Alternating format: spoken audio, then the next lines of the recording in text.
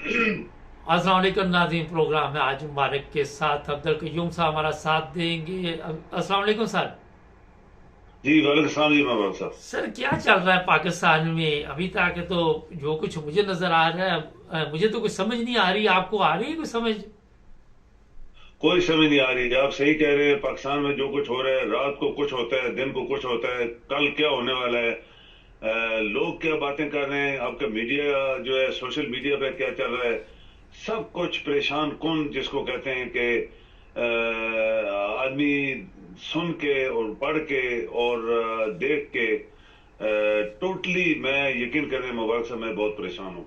ये मुल्क कैसे चलता रहा 75 साल, और आज जो लोग इसके ऊपर बैठ गए हैं वो तो बिल्कुल इस मुल्क को डुबोने के पीछे लगे हुए हैं। वो डूबा हुआ तो पहले है, हमने बेशुमार दफी बातें की हैं, लेकिन जो कुछ उस मुल्क के अंदर कोई हुकूमत नहीं है, कोई एडमिनिस्ट्रेशन जो होती है किसी मुल्क की, जिसमें अदारे जो हैं वो सही तरीके से काम कर रहे होते हैं और किसी को पता लगता है कि ये मुल्क चल रहा है, वहां पे एक अदारे का सरबराह जिसका कोई काम भी नहीं है, वो उस मुल्क को चला रहा है, लोगों से पैसे मांग रहा है दूसरे मुल्कों में जाके।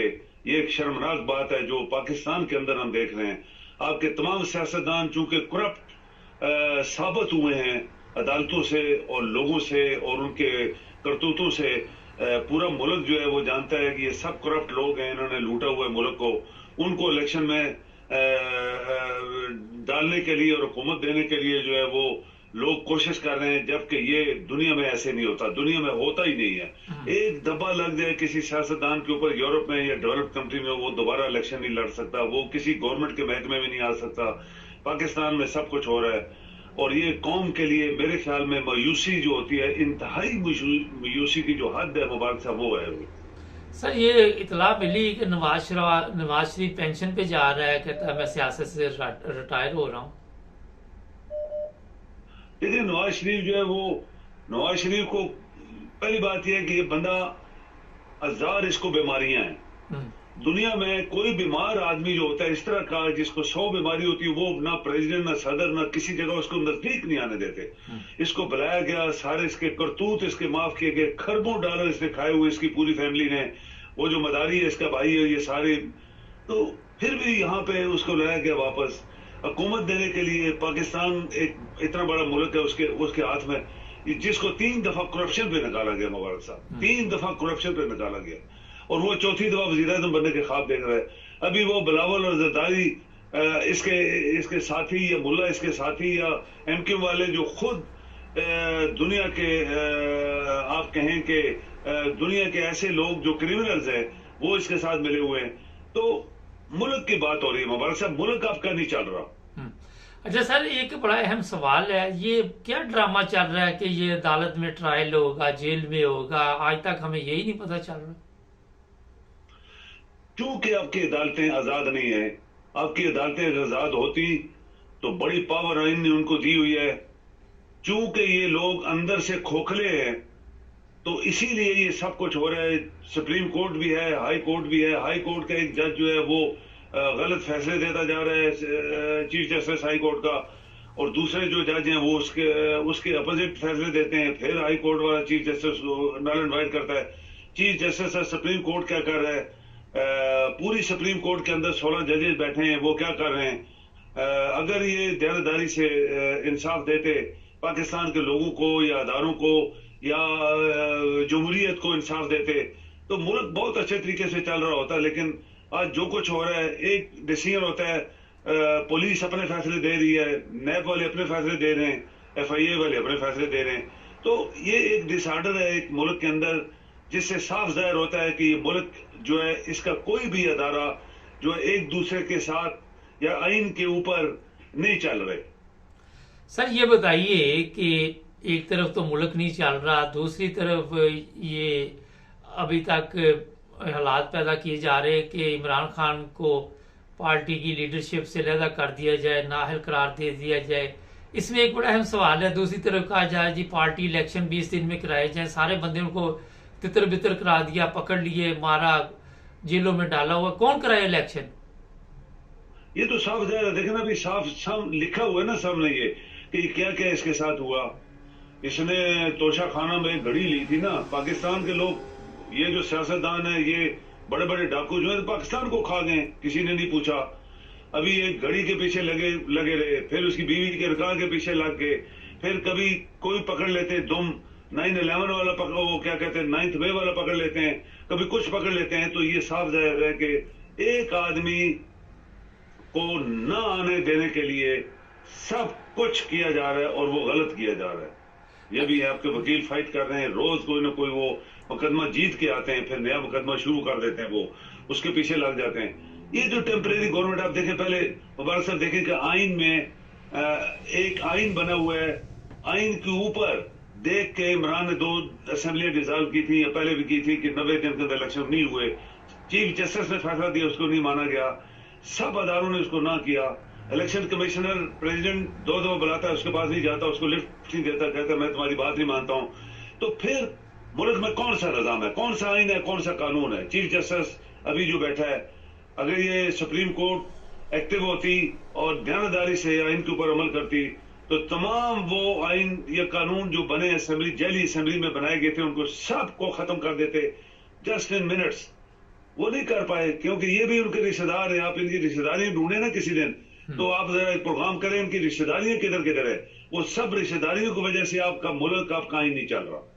سر چیف آف آرمی اسٹاف جو بھی آتا ہے اس کی ڈیوٹی لگی پیسے مانگنے جائے، اس کے آئین میں کہیں پہ لکھا ہوا کہ وہ جائے گا؟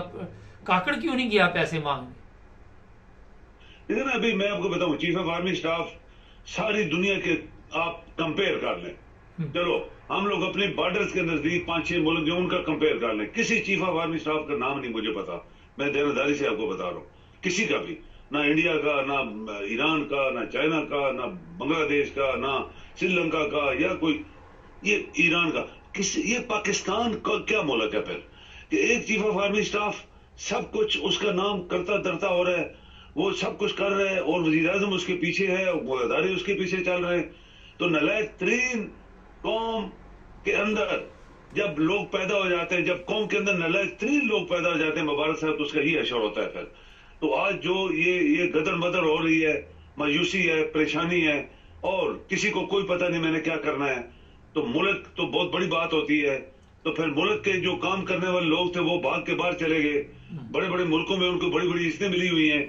اگر یہ قابل لوگوں کو اپنے ملک کے اندر استعمال کرتے جیسے ساری دنیا کرتی ہے، تو پاکستان کو یہ آج جو ہمارا منہ کالا ہے پوری دنیا میں، یقین کریں پاکستان کا نام لے کے لوگ سن کے پریشان ہوتے ہیں یہ کس ملک کا رہنے والا ہے. یہ میں آپ کو دیانتداری سے بتا رہا ہوں، چاہے وہ بینکس ہیں، چاہے کوئی اور چیز ہے، وہ پاکستان کا نام سنتے ہیں تو کہتے ہیں یہ فراڈ کرے گا آدمی، یہ کوئی اور چکر بازی کرے گا چونکہ یہ پاکستان کا ہے.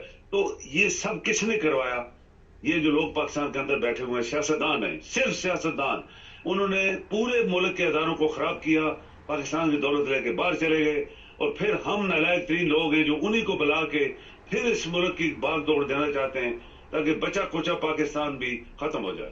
سر آخر پہ یہ بتائیے، 6 سال ہو گئے بشرا بیگم کے نکاح کو، اب کون سا سیاپا پڑ گیا کہ فتوے دینے شروع کر دیے اور اس کی گاڑی کے پیچھے واضح لگانی شروع کر دی کہ یہ نکاح جائز نہیں؟ 6 سال تک یہ قوم سوئی رہی. یہ گندی ذہنیت کی بات ہے نا. ایک آدمی کا نکاح ہوتا ہے، وہ مل کے دونوں میاں بیوی نے نکاح کیا، مولوی نے پڑھایا، لوگوں نے گواہیوں پہ سائن کیے، تو پھر تم لوگوں کو کیا پرابلم ہے بھائی؟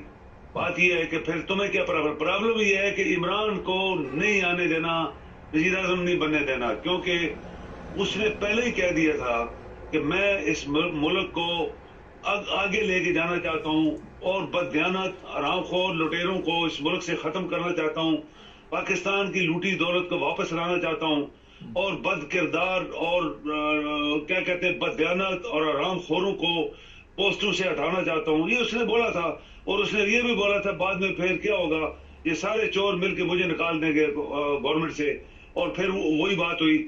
ابھی وہ اس کو ہر قسم کی سزا دینے کے لیے تیار ہے. افسوس کی بات ہے، بہت بڑی افسوس، شرمناک بات ہے جو دنیا میں نہیں ہو رہی لیکن پاکستان میں ہو رہی ہے.